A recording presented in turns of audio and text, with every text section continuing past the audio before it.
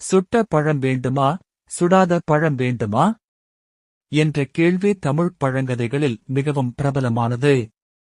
இதன் பின்னணி மற்றும் விளக்கம் இதோ.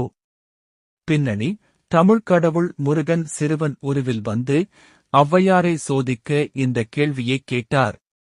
நாவல் மரத்தின் அடியில் அமர்ந்திருந்த முருகனிடம் ஔவையார் பழம் கேட்டபோது அவர் இப்படிக் கேட்டார்.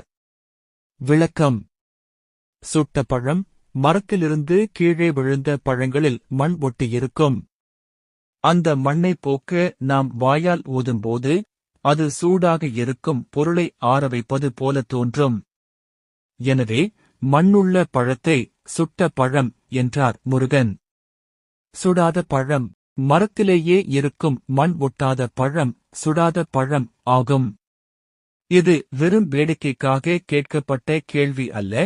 ஔவையாரின் அறிவைச் சோதித்து அவருக்கு ஒரு ஞான பாடத்தை புகட்டவே முருகன் இவ்வாறு கேட்டார். சோலை மலையின் தலவிருட்சம் நாவல் மரம்.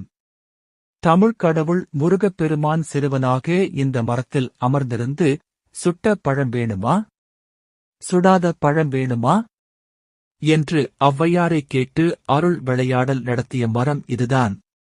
பழத்தில் சுட்ட பழமாவது சுடாத பழமாவது என எண்ணிய ஔவையார், தம்பி, சுடாத பழமே கொடு என்றார். சிறுவன் மரத்தை உலுக்கினான். பழங்கள் மணலில் விழுந்தன. உதிர்ந்து கீழே விழுந்த பழங்களை எடுத்து மண் போக ஊதினாள் ஔவையார். சிறுவன், பாட்டி, பழம் மிகவும் சுடுகிறதா என்று வினவினான். திடுக்கிட்ட ஔவை, நீ யார் தம்பி என்றாள். அப்போது சிறுவன், முருகப்பெருமானாக அருட்காட்சி தந்த நாவல் மரம் இதுதான். பொதுவாக நாவல் மரங்கள் ஆனி, ஆவணி மாதங்களில் பழுத்து முடிந்துவிடும். இம்மரம் மட்டும் கந்த சஷ்டியில் பழுக்கும் என்பது சிறப்பம்சமாகும். ஓம் சரவணபவாய நமக.